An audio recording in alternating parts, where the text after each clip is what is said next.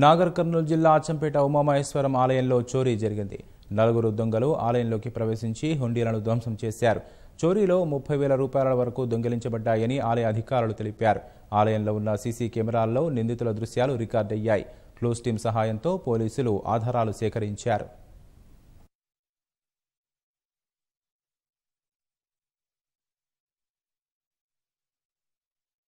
Total టెంపుల్లో 7 హుండీస్ ఉన్నాయి. 7 హుండీస్ మేము అందులో క్లూస్ టీం పిలిపించి మొత్తం చెక్ చేయగా ఓన్లీ ఒక హుండీ మాత్రమే బ్రేక్ అయింది.